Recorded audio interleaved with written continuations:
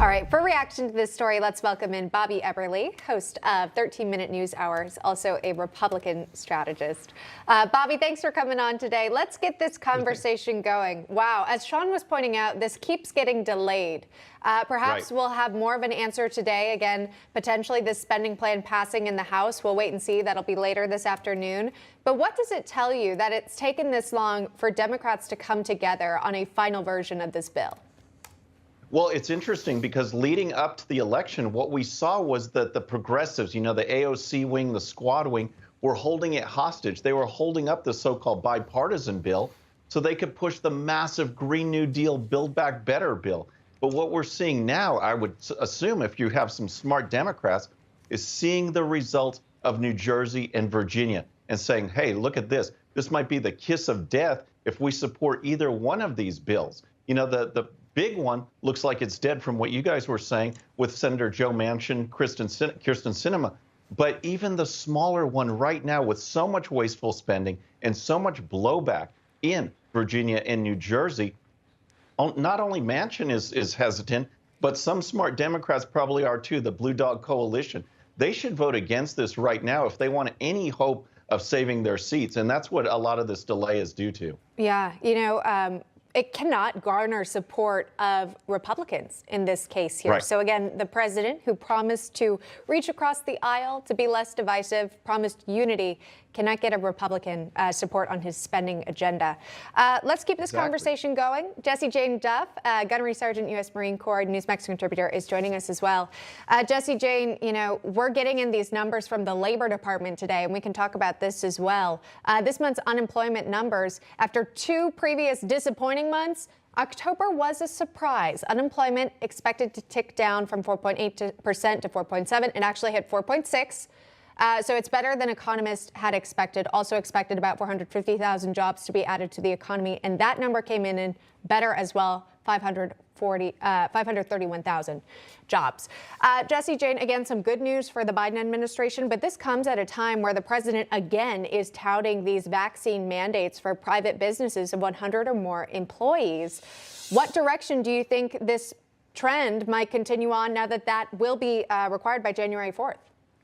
Well, I have a feeling they're going to repeat those numbers for a long time from this month, past month, because what's going to happen is they're going to start seeing a decline. We know that there are thousands of people out there that have refused to get vaccinated. We know that there are nurses that have been escorted out of the hospitals. We know that there are sanitation workers that are not going to go back to work if they're required to have this. We know that active duty military are going to essentially be put on those unemployment numbers if they refuse to get the vaccination. I mean, this is a no-win for the administration by making sure that all federal workers and anybody receiving any form of government money or those that have over 100 employees are forced to vaccinate their employees or have their employees get vaccinated. The American people are fed up with the government directing their health care when, in fact, it is still not a vaccine that has been approved by the FDA, hasn't gone through its trial series. But let's go back to what this bill is. They talk about $3.5 trillion and then they cut that in half. Well, they try to give the impression it's less spending. No, it's less spending only because of the less years in payback. They go from 10 years to 5 years and they cut it in half and get the American people thinking, oh, they shaved off a bunch. And what about the IRS, where they were going to have a surveillance of all of our bank accounts if you spend over $10,000 annually? I mean, where is that in the bill? There's so much garbage in this bill. I think there are many, many senators that know, Democrats alike, that their constituents will not support this malarkey, as the president liked to say, that goes into bank accounts and surveils them and mandates vaccines. They got the bill last night. It's more than 2,000 pages. They had to have been reading through the night to be able to know exactly what's in this bill that they're voting on. I mean, is it realistic? I don't know. I'll let our viewers come to that conclusion. Bobby Eberle, Jessie Jane Duff, please stay with us. Still more to cover this hour. Back, we just brought you live. House Minority Leader Kevin McCarthy speaking on the president's Build Back Better agenda. Clearly, he was not in favor of it. Let's welcome back in our panelists for reaction, Bobby Eberle, Jessie Jane Duff. Bobby, this is happening as a vote to adjourn is taking place in the House, essentially that they wouldn't want to vote on this Build Back Better agenda and the bipartisan infrastructure bill. Of course, Democrats have the majority, so we will likely see a vote take place later this afternoon on behalf of the president's social spending plan. Your thoughts on what we heard from the minority leader and where really Republicans stand in all of this?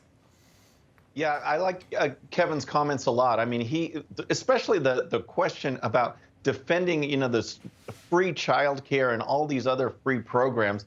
And he addressed directly what every American should know is that nothing is free. This all comes from taxpayer funds. We're all paying for it in the end.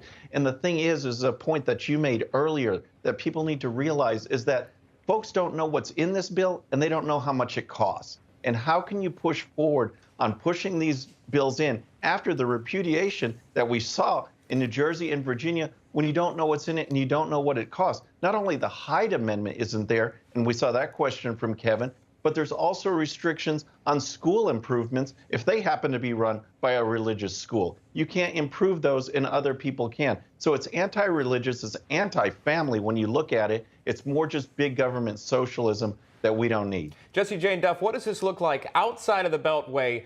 If you stay in just the realm of politics, you need this bill to get passed, right? Because you haven't been able to get anything done. This has been kicked down the road so many different times. You need a win politically. But the all-American person sitting in Ohio watching the government try to spend $1.75 trillion during a time where they're paying more at the grocery store and at the pump, does this sit well with them? No, of course it doesn't. And as I mentioned before, it's not that they cut it to 1.7. They just cut the timeline of how long you're going to pay it off shorter. So it was a 10-year 3.5. Now it's 5-year 1.7. It's still the same thing. So they're moving the numbers and the deck chairs on the ship and trying to tell you that you're on the Queen Mary when you're really on the Titanic. That's really what this boils down to. This is a sinking ship. And the spending that they're doing is so excessive, so ridiculous. And, I hear the liberals always scream, well, President Trump passed this and President Trump passed that. That doesn't make it right. At the end of the day, all of us know that at what point are we going to hold our politicians accountable? And the elections this past Tuesday were demonstrating that Americans are fed up with the excessive spending. And the Hyde Amendment lets me stress that this bill was secretly allowing for people to get their abortions paid for. And as I recall, it was illegals, so that it would be funded by the U.S. taxpayers.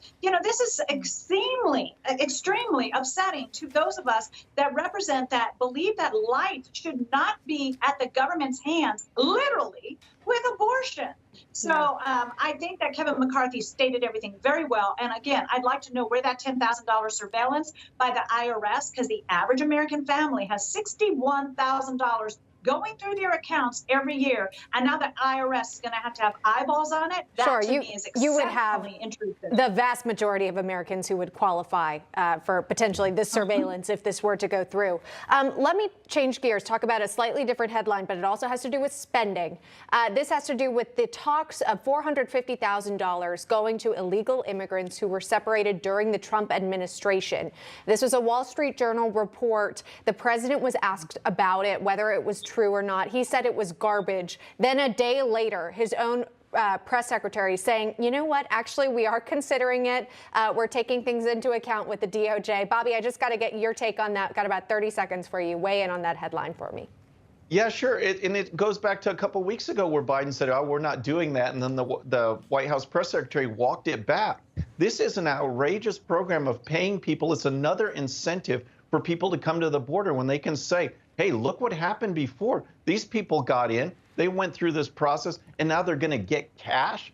Biden denies it, and they're walking it back. And you saw the Democrats, too, as the GOP pushed forward on movements on a measure to block this. And then you got Democrat pushback on something that supposedly doesn't exist. But it was all laid bare. They're pushing for it. It's anti-American. Yeah. We definitely need to stop it. And the fact that the president didn't know anything about it, I think that points to a lot of questions about that. How did you not know this? And that happened, unfolded within on television. Bobby Eberle, yep. Jesse Jane Duff, thank you very much. Appreciate that. Good talk.